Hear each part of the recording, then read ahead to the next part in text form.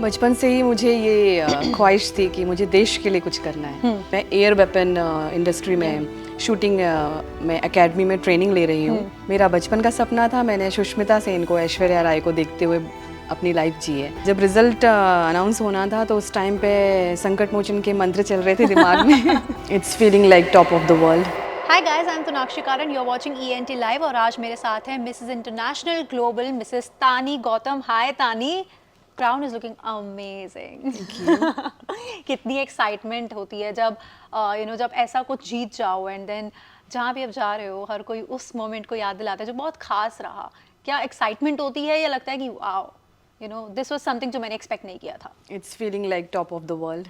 Is it? या okay, तो अभी आप दिल्ली आए हुए हो and originally you are from Jabalpur, Madhya Pradesh. हाँ जी, मध्य प्रदेश। मैं भी रिसेंटली जबलपुर होकर आई हूँ। Oh wow. I had a friend's wedding there and it's a beautiful place. बहुत सारी जगह हम गए। तो मुझे एक बात बताइए, आपको ये आइडिया भी कैसे आया कि I should apply for this, because there were so many people from different countries, so many women and जब हम बात करते हैं किसी वुमेन के पेजेंट्री में जाने की स्पेशली, तो हमारे दिमाग में आता है कि कोई सिंगल होंगी या शादी से पहले, क्योंकि तब लड़कियों को कहा जाता है कि बहुत पैशनेट होती है चीज़ों के लिए, एम्बिशियस होती है and then now you have a family also, you have a son also. तो किस तरह से आइडिया है कि ये कुछ करना है मुझे? बचपन से ही मुझे ये ख्वाहिश थी कि मुझे देश के लिए कुछ करना है, इंडिया के लिए प्राउड फील करना है। तो बचपन में मैं CBI ऑफिसर बनना चाहती थी, बट मैंने अपनी डिज़ायर किसी को बताई नहीं, कभी किसी को बोला नहीं कि मुझे इस स्ट्रीम में जाना है। देन बिफोर मैरिज मैंने मेरे हस्बैंड को ये शर्त रखी थी कि मुझे आगे इन फ्यूचर अपनी लाइफ में कुछ करना है, कुछ बड़ा करना है एंड कंट्री को प्राउड फील कराना है। देन उन्होंने ये मुझसे प्रॉमिस किया था कि I will definitely support you. So जैसे जैसे आगे बढ़ती गई मुझे पढ़ाई में, जैसे कि आप सभी लोग जानते हैं कि मैं एयर वेपन इंडस्ट्री में शूटिंग में एकेडमी में ट्रेनिंग ले रही हूँ। This is my 3rd level और वहाँ पे मैंने पिस्टल चूज़ किया है। मैं एयर पिस्टल शूटर हूँ अपकमिंग शूटिंग में एंड आगे मैं नेशनल चैम्पियनशिप में भी जाऊँगी। उसके बाद सडनली मैं ब्यूटी पेजेंट में आना मेरा इसीलिए डिसाइड हुआ क्योंकि मेरा ये बचपन का सपना था। मेकअप लगाना और ब्यूटी क्वीन की तरह बनना हर लड़की चाहती है। मेरा बचपन का सपना था, मैंने सुष्मिता सेन को, ऐश्वर्या राय को देखते हुए अपनी लाइफ जी है।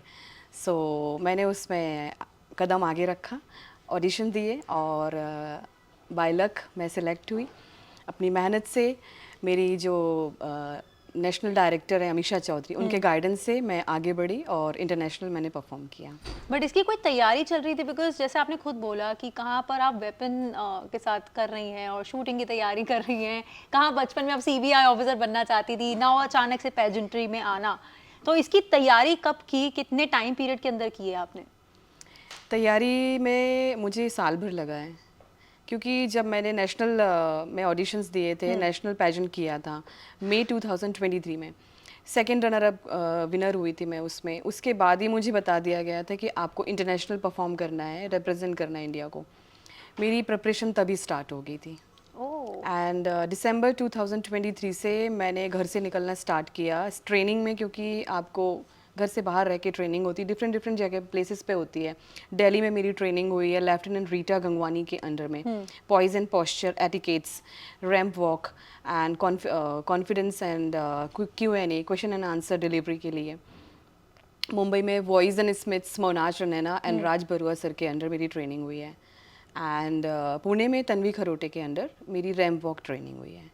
तो ये सारी ट्रेनिंग, अब जब आप ये ट्रेनिंग ले रहे थे, sorry to interrupt you like this, but जब आप ये ट्रेनिंग ले रहे थे तो और भी लेडीज होंगी या फिर ये आपकी पर्सनल ट्रेनिंग होती थी? Actually this time for international there is only me, single contestant को ही भेजा गया है। ये मेरा लक था कि मुझे चांस मिला और इंटरनेशनल के लिए ट्रेनिंग के लिए फ़िलहाल मैं ही अकेले थी। और जहाँ भी मैंने ट्रेनिंग ली है वो एक एक्सपर्ट, ग्रूमिंग एक्सपर्ट हैं पेजेंट इंडस्ट्री में, तो उनकी वैसे ही क्लासेस होती हैं, बैचेस होते हैं, बट मैंने प्राइवेट लिया था क्योंकि मुझे कंप्लीट फोकस के साथ ट्रेनिंग लेनी थी। तो मेरी जो डायरेक्टर है अमीषा मैम, उन्होंने मुझे प्राइवेट क्लासेस दिलाई थी। ताकि मैं फोकस्ड होके ट्रेनिंग ले सकूं। ओके और वहाँ पर और 30 कंट्री से भी विमेन थी, तो वहाँ का थोड़ा सा एक्सपीरियंस बताइए कि कितनों से बातें हुई और कुछ सीखने को मिला या कभी ऐसा लगा कि डर लग रहा है कि यार नहीं हो पाएगा?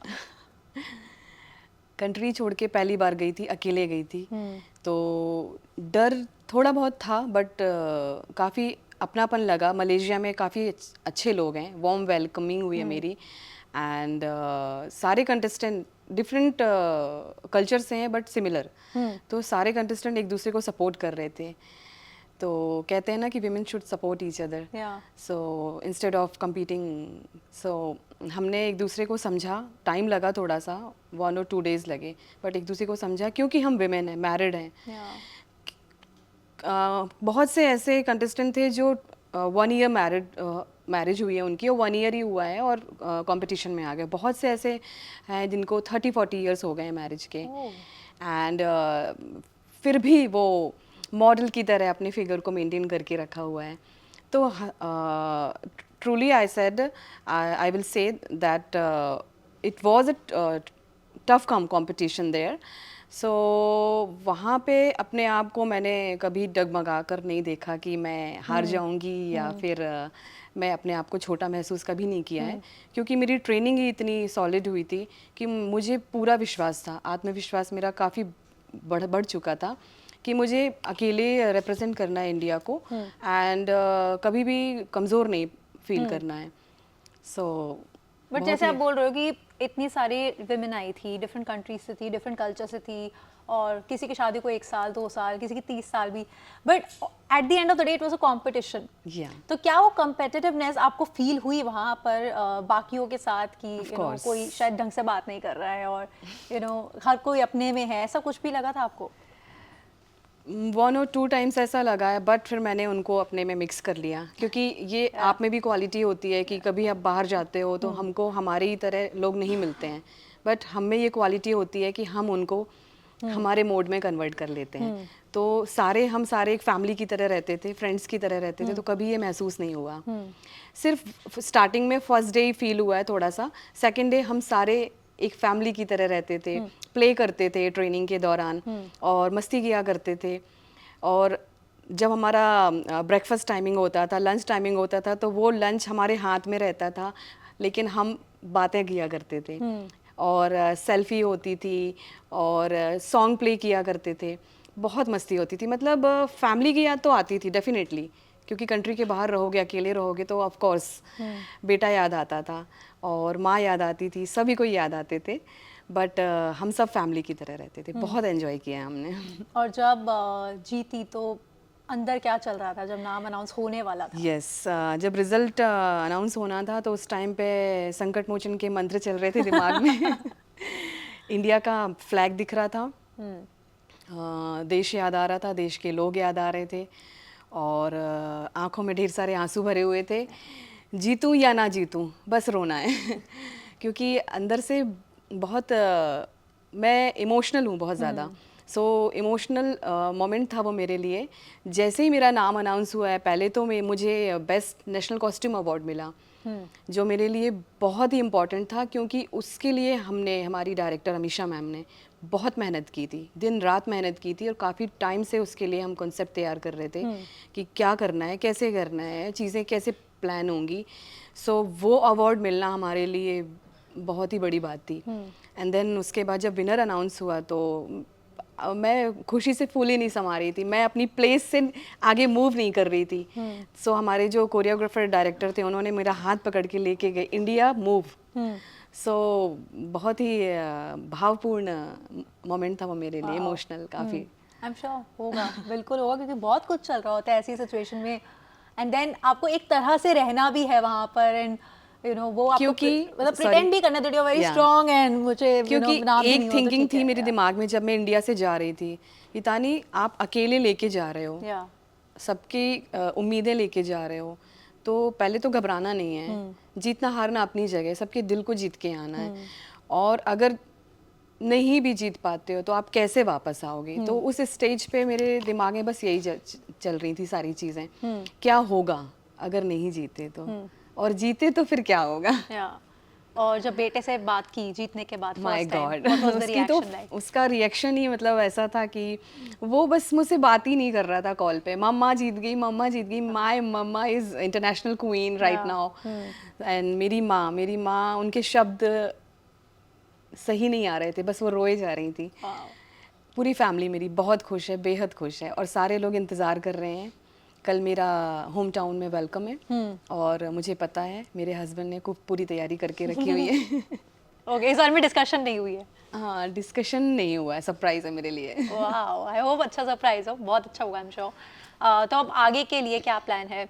सोचा है कि इसी में आगे कुछ करना है, या फिर जो आपका पहले से प्लान था कि शूटिंग में करना है उसको कंटिन्यू करना चाहते हाँ जी, क्योंकि मेरी एयर पिस्टल शूटिंग एकेडमी में ये लेवल 3 है। लेवल 3 में आप चैम्पियनशिप में आगे बढ़ते हो, state championship and then national championship, उसको भी मैं कंटिन्यू करूँगी।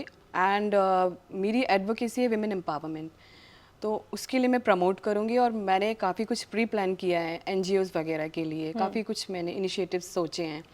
तो सबसे पहला मेरा काम होगा कि उसके लिए कुछ प्लानिंग करूँ मैं एंड उसको इम्प्लीमेंट करूँ। देन मैं अपना शूटिंग एकेडमी में कंटिन्यू करूँगी। Very good to know really. क्योंकि मेरा जो एडवोकेसी है विमेन एम्पावरमेंट, उसके लिए बहुत ज़रूरी है सेल्फ डिफेंस स्किल्स के लिए पहले खुद को ट्रेनिंग लेना, एंड देन विमेन को, गर्ल्स को, जो रूरल सेक्टर्स में गर्ल्स हैं उनको विमेन एम्पावरमेंट के लिए अवेयर कराना एंड एजुकेट करना, साथ ही साथ सेल्फ डिफेंस स्किल्स के लिए उनको ट्रेनिंग देना। एंड ये बहुत इंपॉर्टेंट एंड बहुत अच्छी बात है कि आपका ये plan, and I hope that you are able to fulfil that. But with that, thank you very much Tani, it was pleasure chatting with you, and once again congratulations, Thank the you so crown is much. Looking beautiful on you. And guys, आप मुझे comment से बताओ कि आप कितने inspire हुए हो तानी से, और despite being a mother, wife, home maker, साथ साथ वो अपना शूटिंग के लिए उन्होंने तैयारी की, देन साथ साथ पेजेंट्री के लिए तैयारी की। It's a lot and you also do that. तो कितनी इंस्पिरेशन, या फिर बोलूँ इंस्पिरेशन का डोज आपको मिला है, कमेंट्स में ज़रूर बताना, और इसी तरह से देखते रहना ENT live. Thank you. Thank you.